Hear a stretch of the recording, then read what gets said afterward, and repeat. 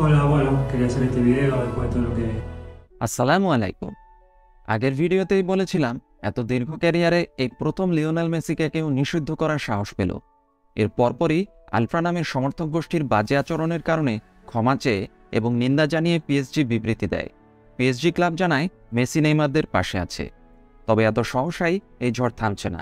এবার Lionel Messi মুখ খুললেন না, কোনো আক্রমণাত্মক ভাষা বা ক্ষোভ কিছুই ছিল না সেই বক্তব্যে। সেখানে চিরায়ত লিওনেল মেসির বিনয়ী মানসিকতাই ফুটে Hola, উঠেছে। bueno, quería hacer este video después de todo lo que...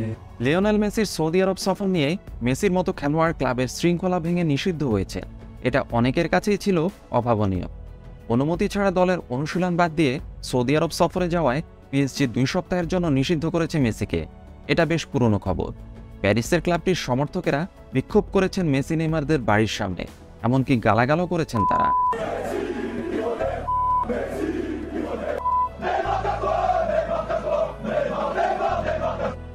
সব মিলিয়ে এখানেই মেসি পিএসজি সম্পর্কে শেষ দেখছেন অনেকে। এমনও শোনা যাচ্ছে পিএসজি তার সঙ্গে চুক্তি নবায়নের ইচ্ছা থেকেও সরে আসছে। ফুটবল বিশ্বের অনেকে ধরে নিচ্ছেন মেসির সম্ভাব্য গন্তব্য এখন সৌদি আরবের ক্লাব আল হিলাল। কারণ নানা সমস্যায় বিপর্যস্ত বার্সায় ইচ্ছা থাকলেও মেসির ফিরে আসার সম্ভাবনা দিন দিন ফিকে হয়ে আসছে। এমন অবস্থায় সবাই তাকিয়েছিলেন মেসির দিকে, তিনি কি বলেন তা শোনার জন্য। অবশেষে মেসি পুরো বিষয়টি নিয়ে মুখ খুলেছেন। ইনস্টাগ্রাম স্টোরিতে একটি ভিডিও বার্তা দিয়েছেন।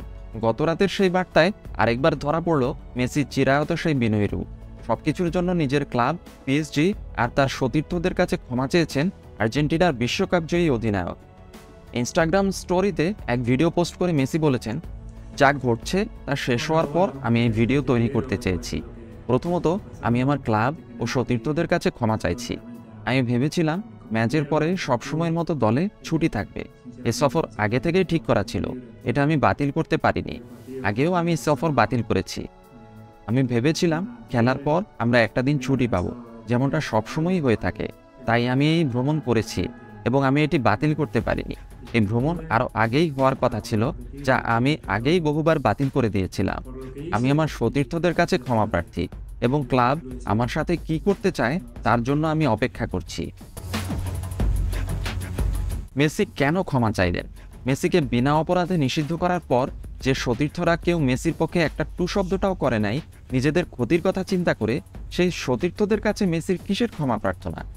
মেসির উচিত ছিল প্যারিস থেকে ব্যাগ বাট্রা গুছিয়ে সোজা নিজের প্রাইভেট জেটে করে বার্সেলোনায় ফিরে আসা।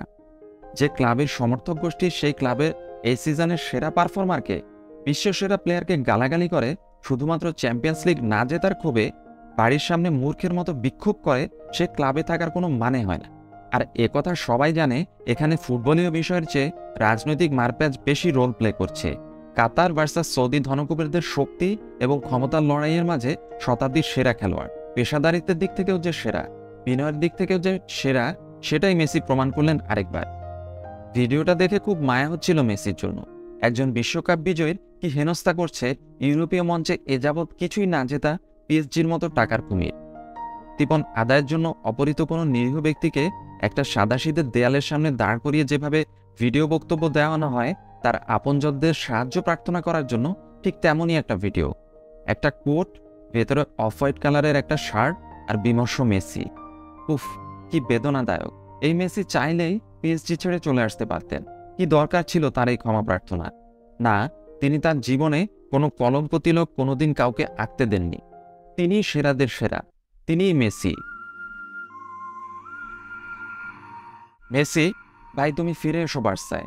চোখের জলে বিদায় দিয়েছি একবার, এই চোখের জলেই তোমাকে বরণ করে নেব শতবার।